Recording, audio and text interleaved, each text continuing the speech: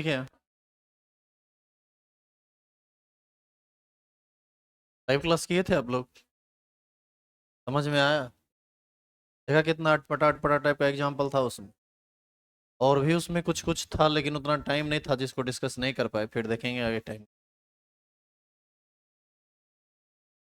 देखो, उस टॉपिक के बाद वीवीटी के बाद पढ़ना होता है क्रिस्टलीय क्षेत्र सिद्धांत। लेकिन क्रिस्टलीय क्षेत्र सिद्धांत अभी हम नहीं पढ़ा रहे हैं, संडे को उसको पढ़ाएंगे। अभी हम फिलहाल शुरुआत क्या कर रहे हैं? आइसोमेरिज्म इन कॉम्प्लेक्स कंपाउंड, उप संयोजन यौगिक में समावयवता। पहले आप ये बताइए कि समावयवता समझते हैं आप? अनुसूत्र समान हो परंतु संरचना सूत्र अलग अलग हो तो यही नहीं एक दूसरे का समावयवी कहलाता है। टॉपिक के अंतर्गत हम इसको पढ़ते हैं, इसी को समावयवता कहते हैं। रीडिंग हो चुका है क्या? वो क्या देख रहे हैं, उतारिए ना। फड़फड़ाए हुए टाइल रहते हैं। क्लास में छटपटाइल रह कीजिए।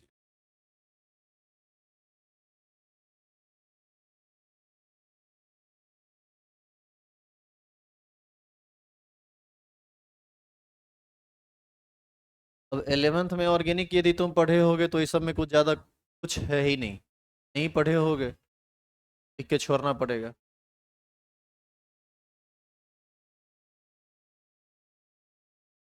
बात मत कीजिए।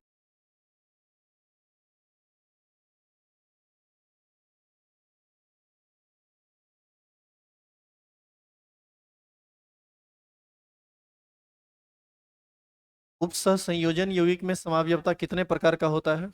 दो प्रकार का। एक होता है स्ट्रक्चरल आइसोमर्स, संरचनात्मक समावयवता, और एक होता है स्टेरियो आइसोमर, अब सुनिए, सुनो इधर बोले, रुक जाओ।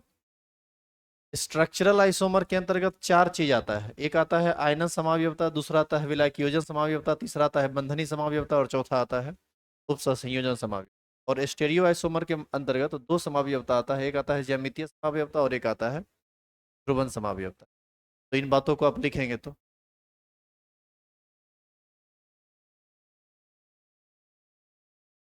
आप सिर्फ हिंदी आप सिर्फ हिंदी में लिखिए, इंग्लिश दोनों में मत लिखिए। हिंदी इंग्लिश दोनों जब टॉपिक पढ़ेंगे तब लिखेंगे।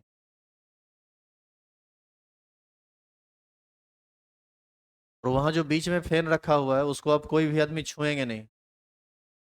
यहाँ है जैसे है मोरना नहीं, अब इन्हें घुमा दिए, उसका लल्ली ईंट के इधर घुमा दिए, स्टेरिंग पकड़े हुए हैं। ऐसा करते पकड़े जाइएगा, पीटा जाइएगा।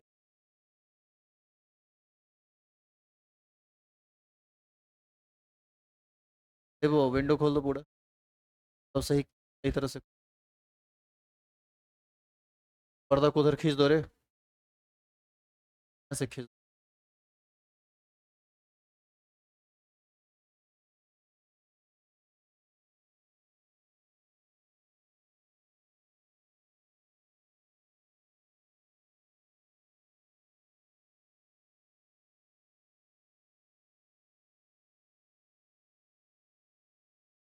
जल्दी जल्दी लिखिए।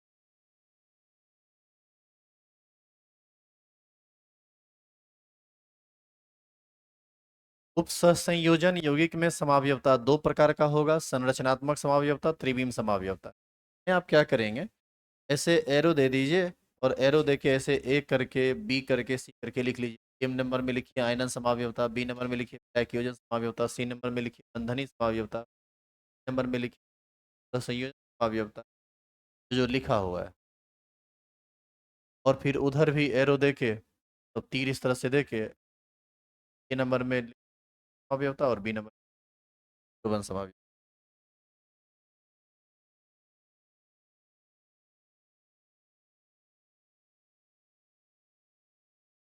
सिर्फ हिंदी में भी लिखिए। का यूज हम तब करेंगे जब मेन हेडिंग के रूप। और ये सब आसान चीज है, तो में कुछ नहीं है सच। ये सब में ज़्यादा वक्त दिया नहीं जाए।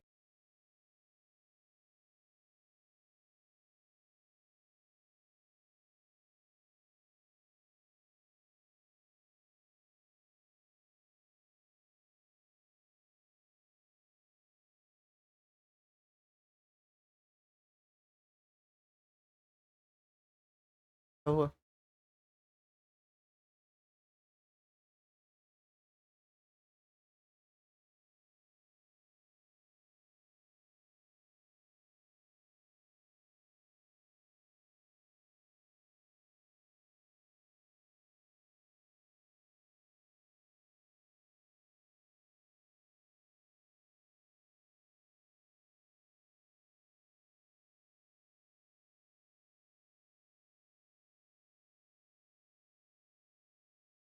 एनसीईआरटी बुक लाए हो कोई?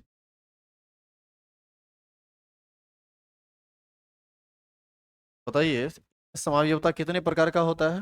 दो प्रकार का। एक है संरचनात्मक और दूसरा दूसरा क्या है? त्रिविम।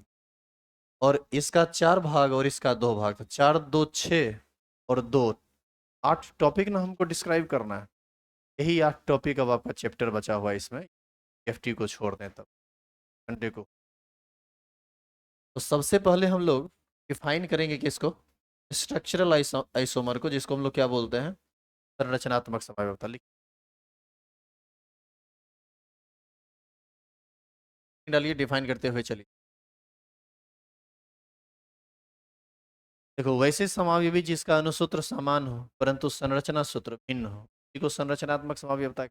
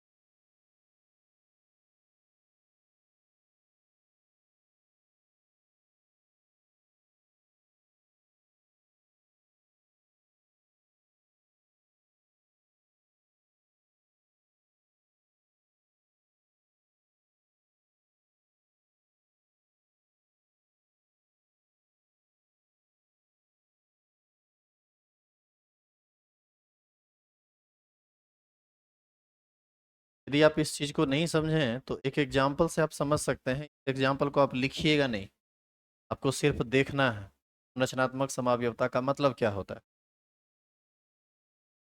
CH3 H2OH ऑर्गेनिक कंपाउंड है, नाम है इथेनॉल। और इसी में एक दूसरा कंपाउंड हम ले लें, यदि CH3, यह है ईथर, इसको मिथॉक्सी इथेन कहते हैं। अब जरा सोच, या इसी को डाइमिथाइल ईथर कहा जाता है। ध्यान से देखिए, एक कार्बन यहाँ भी, एक कार्बन यहाँ भी, सॉरी, एक कार्बन, दो कार्बन यहाँ, दो कार्बन यहाँ। बताइए फॉर्मूला में कार्बन कितनी संख्या में आएगा? दो की संख्या में। हाइड्रोजन देखो, तीन दो पाँच एक छः, तीन तीन छः। हाइड्रोजन कितना आया? ऑक्सीजन यहाँ भी एक है, ऑक्सीजन यहाँ भी एक है। कितना आया? तो इसका भी अनुसूत्र यही है और इसका भी अनुसूत्र यही है। इसका मतलब है कि ये दोनों ऐसा कंपाउंड है इसका अनुसूत्र समान है, परंतु देखिए तो इसका संरचना अलग अलग नहीं। यहाँ पर ऑक्सीजन के साथ इधर हाइड्रोजन जुड़ा है, जबकि इधर ऑक्सीजन के साथ इधर भी कार्बन और इधर भी कार्बन जुड़ा हुआ है, जिसकी वजह से इसके प्रॉपर्टी में काफी बदलाव आ जाते हैं, अलग तरह का गुण ये प्रदर्शित करता है। बात 11 बताया हुआ है, एक बार रिपीट। यही संरचनात्मक समावयवता है। मतलब अभी जो दोनों कंपाउंड लिखे थे 1 और 2, ये कहलाएगा एक दूसरे का स्ट्रक्चरल आइसोमर। ये कितने प्रकार का होता है? उपसह संयोजन यौगिक में ये चार प्रकार का होता है। वो चीज आप पहले ही लिख चुके हैं तो उसको लिखने का नहीं है। अब सीधे ए नंबर हीडिंग डालिए, आयनन समावयवता लिखिए तो। और यहाँ पर आप इंग्लिश हिंदी सबका यूज।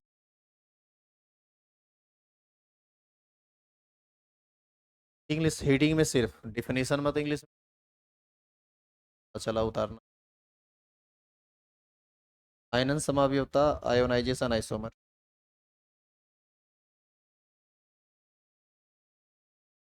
मोबाइल भी छूट है यहाँ। मोबाइल किसी का?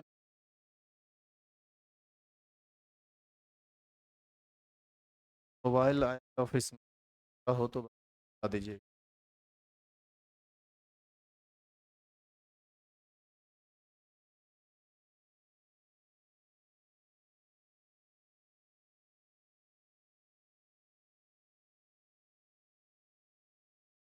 चलिए डिफाइन कीजिए, लिखते जाइए, रुकना नहीं है बिल्कुल, ये रहना है।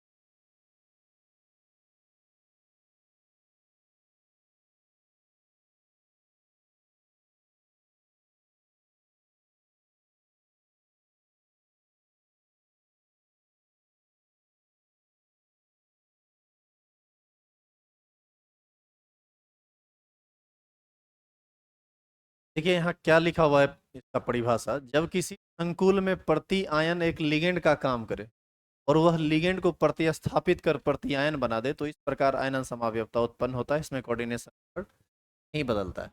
का मतलब आप समझिए, ये सारा चीज आपको एग्जाम्पल से बेहतर समझ में आएगा। थोड़ा ध्यान से देखो, एक अनुसूत्र हम लिए हैं, वो Br SO4 × 5H2 में एक कोबाल्ट का एटम है, एक ब्रोमीन है, सल्फेट आयन एक है और 5 NH3 है। आप थोड़ा ध्यान से इस कंपाउंड को देखिए तो, 1 मिनट इधर देख लीजिए फिर आगे बढ़िएगा। यहाँ सेंट्रल एटम का कौन कर रहा है?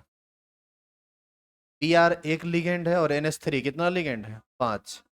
अब बताइए कि बाहर में सल्फेट आयन है ना, ये जब भी टूटेगा तो इस पर 2 पॉजिटिव चार्ज आएगा, SO4 पर 2 माइनस चार्ज आएगा। यदि हम इसका नाम लिखना चाहें तो हम नाम लिख सकते हैं पेंटाइमाइन ब्रोमो कोबाल्ट, तो इसका ऑक्सीडेशन नंबर होगा ब्रैकेट में ऑक्सीडेशन नंबर, और इसको सल्फेट ही ना कहे। थोड़ा उधर देखिए, यहाँ पर सल्फेट यहाँ पर सल्फेट बाहर था और ब्रोमीन अंदर। तो थोड़ा ध्यान से देखिए तो इस कंपाउंड को, यहाँ पर सल्फेट अंदर है और ब्रोमीन बाहर। एक क्या कहता है परिभाषा, जब किसी संकुल यौगिक में प्रति आयन एक लिगेंड का काम करे और वह लिगेंड को प्रतिस्थापित कर प्रति आयन बना दे। यहाँ पर ये SO4 प्रति आयन का काम कर रहा है, आयनाइजेशन स्फीयर का काम कर रहा है, और दूसरे कंपाउंड में क्या किया है, ये लिगेंड को प्रतिस्थापित करके प्रति आयन बना दिया, मतलब SO4 उसके जगह पर चला गया और Br के जगह पर आ गया। यही ना बस हुआ है। और आप ध्यान से देखिएगा तो एक कोबाल्ट इसमें भी है, एक कोबाल्ट इसमें, एक कोबाल्ट इसमें, ब्रोमीन ब्रोमीन ब्रोमीन बाहर है यहाँ, SO4 एक इधर है, SO4 एक इधर है, 5 NH3 यहाँ भी है, 5 NH3 यहाँ भी है और 5 NH3 यहाँ भी है। बताइए दोनों का अणुसूत्र समान है कि नहीं? तो अंतर कहाँ है? अंतर है लिगेंड और प्रति आयन में। एक बार जो लिगेंड का काम कर रहा है वो दूसरे में प्रति आयन का काम कर रहा है, इसमें जो प्रति आयन का काम कर रहा है उसमें ये लिगेंड का काम कर रहा है। लेकिन आप ध्यान से देखिएगा तो दोनों का अणुसूत्र आपस में समान है। यदि आप इसका नाम लिखते हैं तो आप प्रॉपर, यदि नाम अभी हम बोले भी थे कि पेंटाएमाइन ब्रोमो कोबाल्ट, इसका ऑक्सीडेशन नंबर निकालोगे तो 3 आ जाएगा, 3, और स्पेस के बाद नाम हो जाएगा सल्फेट। इसका नाम क्या होगा? ये सल्फेटो कहलाता है। और ये पेंटाइमाइन, एमाइन ही पहले लिखा है, इसको तोड़ेंगे तो इस पर प्लस आएगा, Br पर माइनस आएगा, ये ब्रोमाइड कहलाएगा। वहां पर ब्रोमो कहला रहा था, यहाँ ब्रोमाइड कहलाएगा, चूंकि वहां लिगेंड था यहाँ आयन है। का नाम हो जाएगा पेंटाइमाइन सल्फेटो कोबाल्ट 3, और स्पेस देने के बाद हो जाएगा ब्रोमाइड। समझे आयनन समावयवता क्या है? आयनन समावयवता एक ऐसी समावयवता है ना, जिस जब वो दो कंपाउंड टूटेगा ना तो डिफरेंट आयन देगा। अब देखिए यहाँ पर टूटेगा तो ये SO4 2 माइनस सल्फेट आयन देगा, और ये टूटेगा तो Br माइनस देगा, नहीं देगा डिफरेंट आयन। कर लीजिए। तो यहाँ से हम ये कह सकते हैं कि 1 and 2 आर आयोनाइजेशन आइसोमर। यहाँ पर लिखा हुआ है both are ionization isomer with each other. यहाँ पर बोथ की जगह पर आप चाहें तो लिख सकते हैं 1 and 2 are ionization isomer with each other.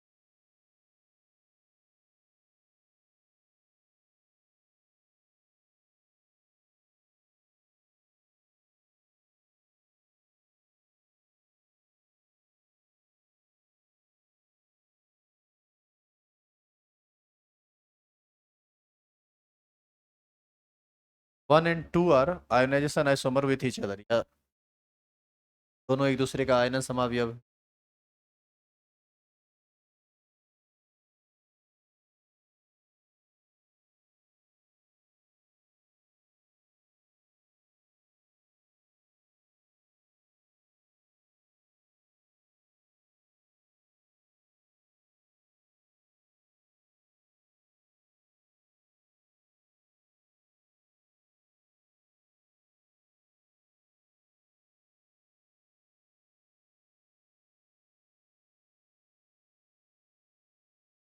हो गया लिखा हुआ? लिखा हुआ हो जाए तो अगला हेडिंग डालेंगे विलायक योजन समावयवता, हाइड्रेट और सॉल्वेट आइसोमर इसको बोल।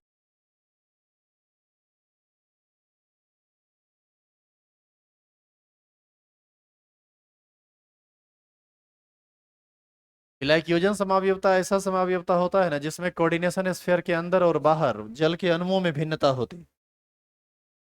लिखेंगे इसको, ये सब आपको एग्जाम्पल से थोड़ा ज्यादा बेहतर समझ में आएगा। परिभाषा लिखिए, एग्जाम्पल पर समझिए।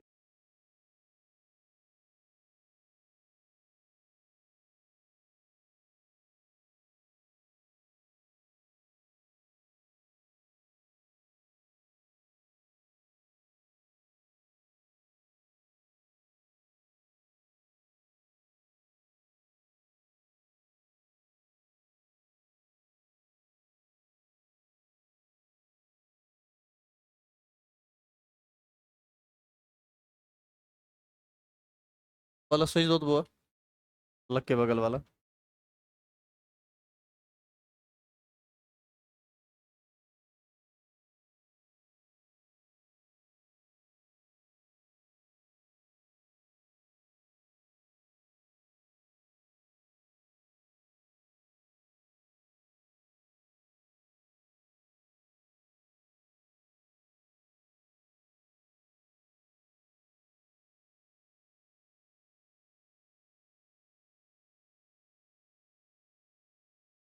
ऑफ कर दो।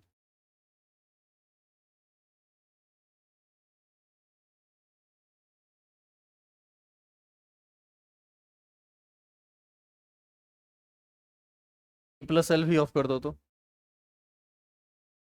प्लस एल ऑफ कर दो। हाँ, ऑफ कर दो। हाँ, उसी को ऑफ कर दो।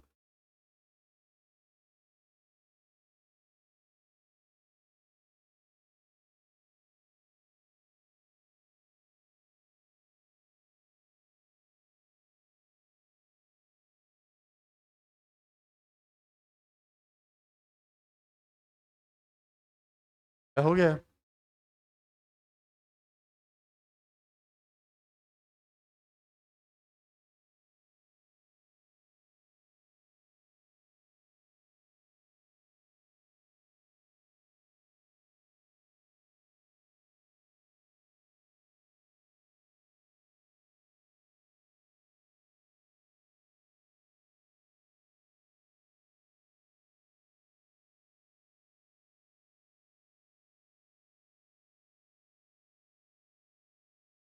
ध्यान दो इधर। यार Cl3 × 6H2 है लिखा हुआ। इस अनुसूत्र से हम दो फॉर्मूला बना रहे हैं। एक में देखो H2O का होल 5। आप देख रहे हैं कि एक 5H2O कोऑर्डिनेशन स्फीयर के अंदर है और एक H2O बाहर है।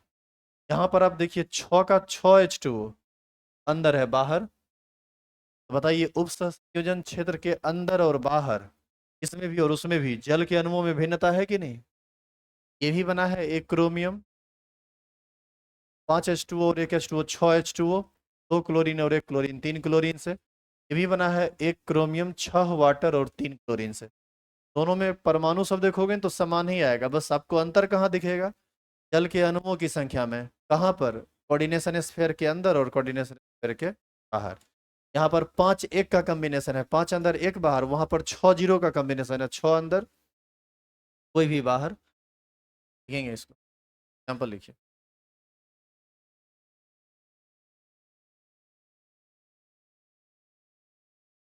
क्या ये भारी उरी लग रहा है क्या जी तुम? बहुत इजी चीज है, इसमें कोई ज्यादा माथा पची।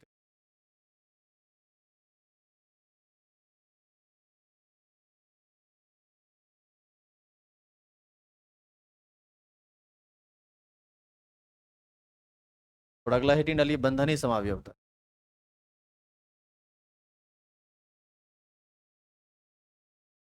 सबसे पहली बात जानो, बंधनी समावयवता ऐसे यौगिक में आता है जिसमें उभयदंती लिगेंड होते हैं। याद है उभयदंती लिगेंड? एक बार में बनाता एक ही बॉन्ड है लेकिन वो दो तरह से बॉन्ड बना सकता है, ऐसा कुछ बताया गया था आपको। वैसा लिगेंड जब होगा तभी जाके बंधनी समावयवता उत्पन्न होता है। जैसे नाइट्रीटो एन और नाइट्रीटो ओ, एक बार नाइट्रोजन से जुड़ गया तो नाइट्रीटो एन के फॉर्म में आ जाएगा और ओ से जुड़ गया तो नाइट्रीटो ओ हो जाएगा। एग्जाम्पल देखिए, सबको आप एग्जाम्पल से ही समझ सकते हैं। ऐसे परिभाषा पढ़िएगा तो शायद कम समझ में आए।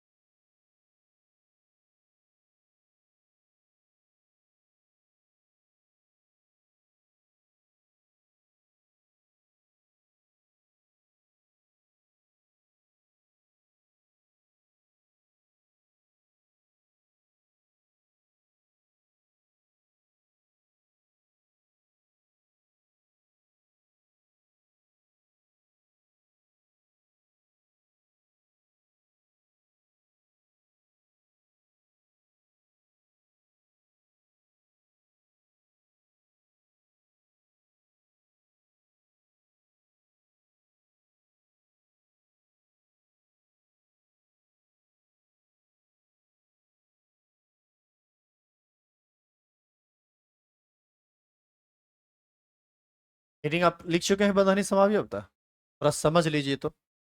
इधर देखिए, वैसे संकुल जिसका अणुसूत्र समान हो परंतु लिगेंड का धातु आयन से जुड़ने का तरीका भिन्न होता है, उसे क्या बोलते हैं? बंधनी समावयवता। इधर देखिएगा, इधर देखिए, लिखना बंद कीजिए। यहाँ पर सेंट्रल एटम का कौन काम कौन कर रहा है? यो कोबाल्ट। यहाँ भी, यहाँ भी, यहाँ भी, सब में कोबाल्ट ही है।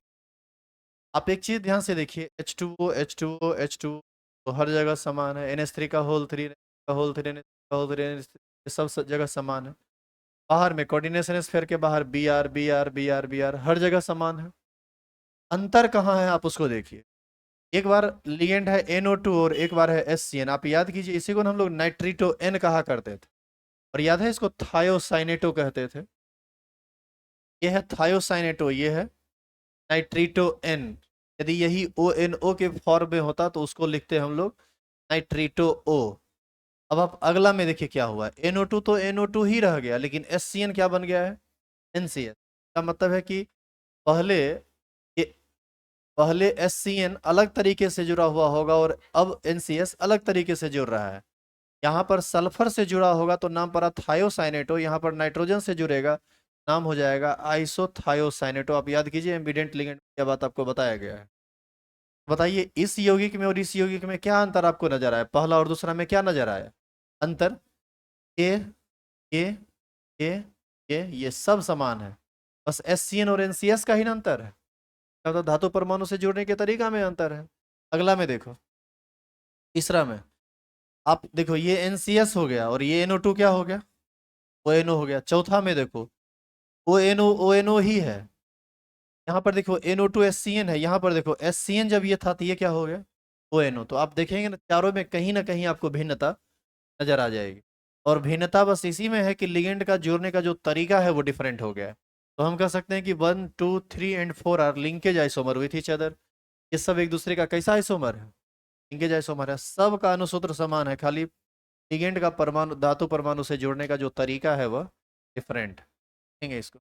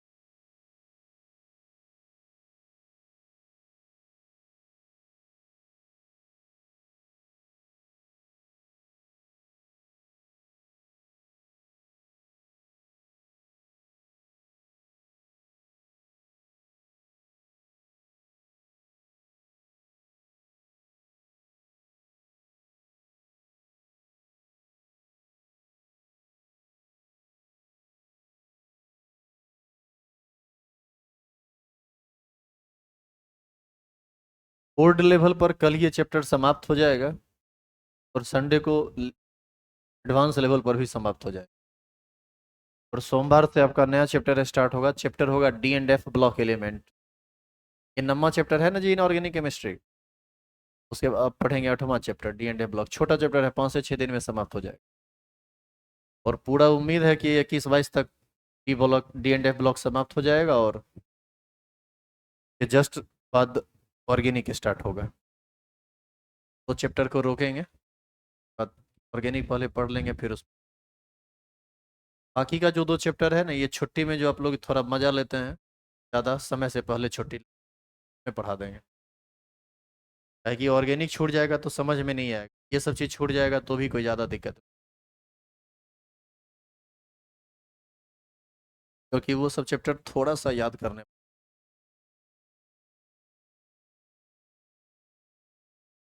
पे-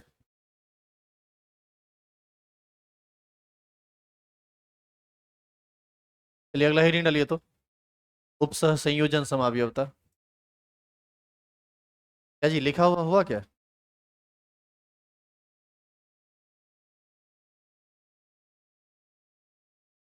देखिए उप सह संयोजन समावयवता। रुकिए 1 मिनट, पहले समझ ही लीजिए उसके बाद लिखिए। यहाँ देखो तो, थोड़ा ध्यान देना इधर सब लोग। आप एक चीज गौर कीजिए, यह एक ऐसा यौगिक है जिसका पॉजिटिव पार्ट भी कोऑर्डिनेशन स्फीयर है और नेगेटिव पार्ट भी कोऑर्डिनेशन स्फीयर है। क्या ये आपको दिख रहा है? देखो पीटी NH3 का होल 4, फिर बड़ी ब्रैकेट में ये बंद है, फिर बड़ी ब्रैकेट में बंद है कौन जी, CuCl4।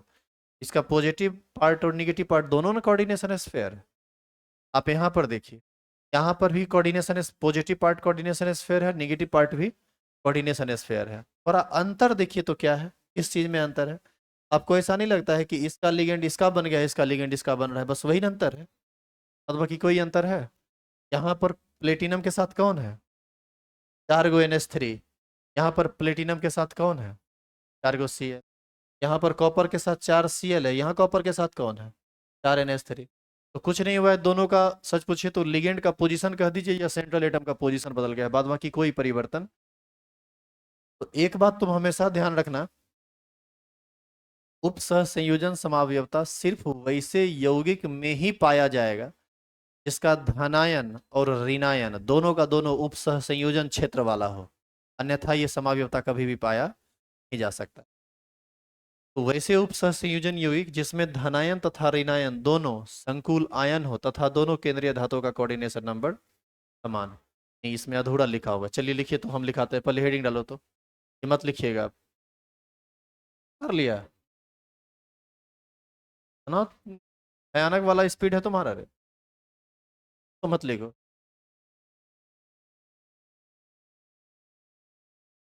लिखेंगे, चलिए हेडिंग डालिए पहले।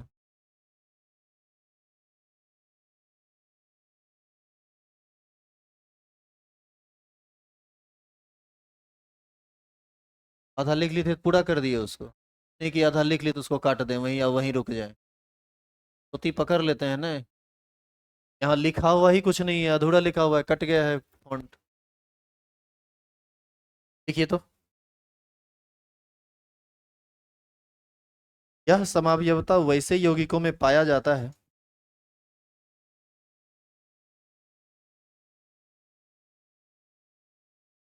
उसको काटिए, जो लिखे हैं उसको काटिए।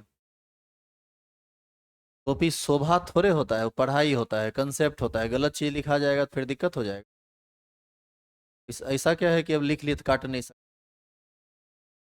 यह समावयवता वैसे यौगिकों में पाया जाता है जिसका धनायन और ऋणायन, इसका धनायन और ऋणायन दोनों, इसका धनायन तथा ऋणायन दोनों उपसह संयोजन क्षेत्र वाला होता है। का धनायन तथा ऋणायन दोनों उपसह संयोजन क्षेत्र वाला होता है।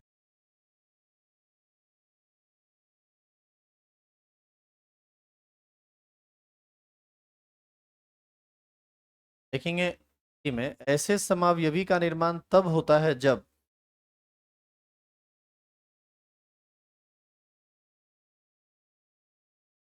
ऐसे समावयवी का निर्माण तब होता है जब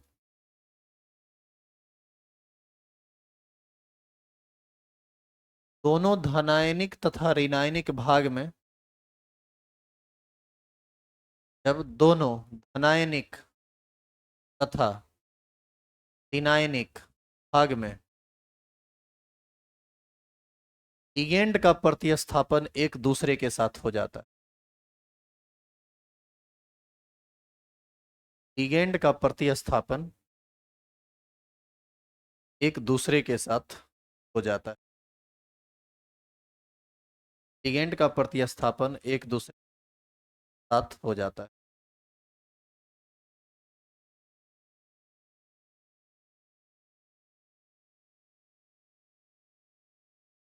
एग्जाम्पल लिख लीजिए तो,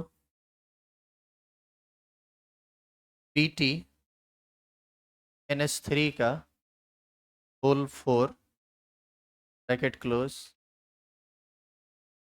CuCl4।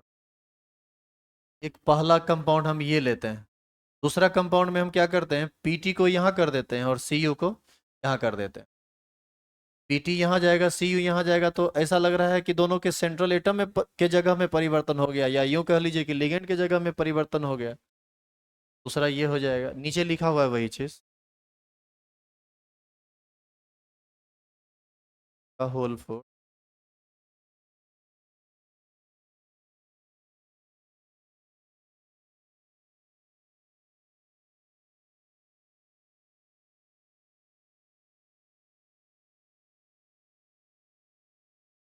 एग्जाम्पल लिखने के बाद एक लाइन आपको एरो देके और लिखना पड़ेगा।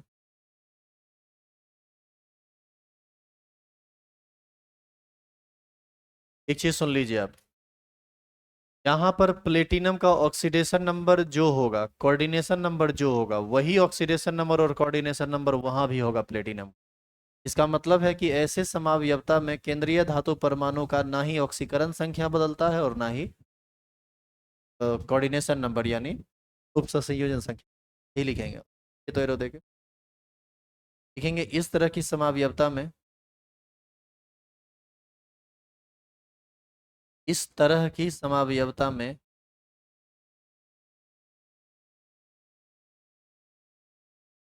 केंद्रीय धातु परमाणु, इस तरह की समावयवता में केंद्रीय धातु परमाणु की ऑक्सीकरण संख्या तथा उपसह संयोजन संख्या, ऑक्सीकरण संख्या तथा उपसह संयोजन संख्या नहीं बदलता है। ऑक्सीकरण संख्या तथा उपसह संयोजन नहीं बदलता है।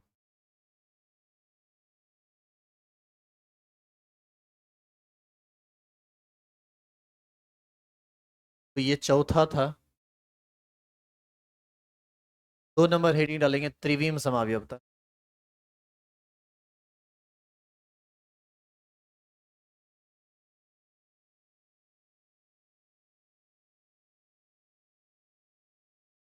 त्रिविम समावयवता, इसमें इसको बोलते हैं स्टेरियो आइसोमर।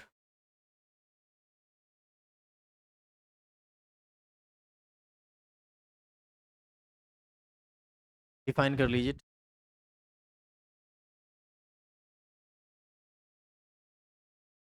देखो, संरचनात्मक समावयवता एक ऐसी समावयवता होती है ना जिसमें परमाणु या परमाणु के समूह के जुड़ने का तरीका ही बदल जाता है। लेकिन त्रिविम समावयवता एक ऐसी समावयवता होती है जिसमें परमाणु या परमाणु के समूह के जुड़ने का तरीका भी नहीं बदलता है, बस अंतरकाशीय स्थल में उसका स्थान परिवर्तित हो जाता है। आप इसको एक एग्जाम्पल से थोड़ा बेहतर समझेंगे। आप लिखिए इसको, हम आपको एक एग्जाम्पल से समझाते हैं कि त्रिविम समावयवता किसको कहते हैं।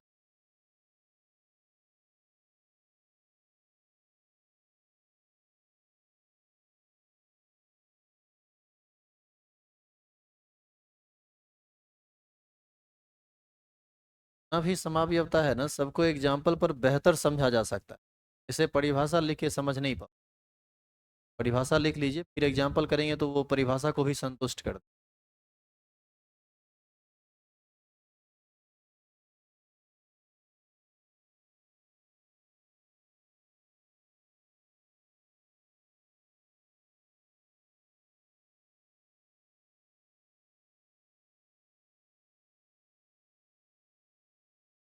देखिए लिखा हुआ है, वैसे समावयवी जिनमें परमाणुओं की संख्या या समूहों की संख्या समान हो परंतु धातु आयन के साथ अंतरकाशीय व्यवस्था में भिन्नता हो, उसे त्रिविम समावयवता कहते हैं। जैसे आप एक एग्जाम्पल देखिए, क्या आप उसको लिख चुके हैं? एग्जाम्पल देखो इधर, हटाएं इसको, बोर्ड लाइट चेंज करें। इधर देखिए, एक यौगिक है जिसमें सेंट्रल एटम है Pt और इसके साथ NH3 का 2 लिगेंड है और Cl का 2 लिगेंड है। बताइए कुल लिगेंड की संख्या कितनी है? 4। इसमें 2 NH3 है और 2 Cl। अब आप इस स्ट्रक्चर को थोड़ा ध्यान से देखिए जो आपके सामने है। प्लेटिनम बीच में, दोनों NH3 एक तरफ, दोनों Cl एक तरफ। और आप यहाँ पर देखिए तो प्लेटिनम बीच,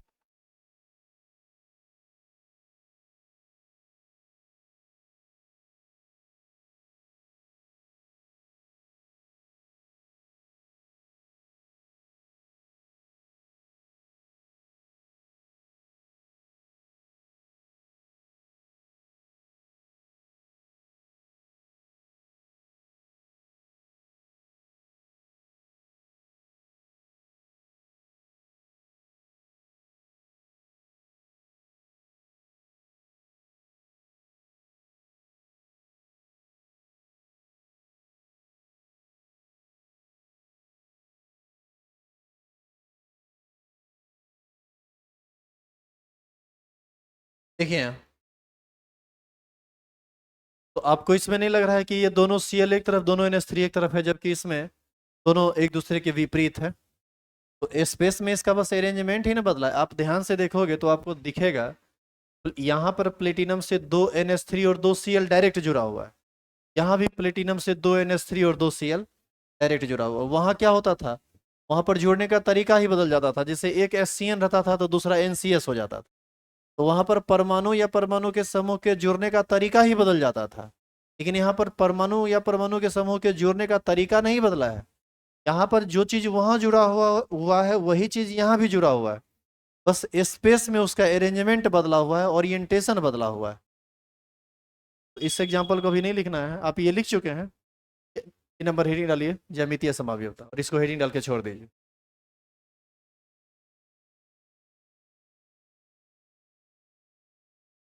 बोर्ड लेवल पर कल इसका लास्ट क्लास। इस संडे को सोचे तो है कि क्लास आपको देंगे, लेकिन कंफर्म कल करेंगे क्लास देंगे। जिंदगी सप्ताह में इतना ना क्लास हुआ है कि माथा ओल बोल हो गया हमारा, पढ़ाते पढ़ाते और तुम्हारा।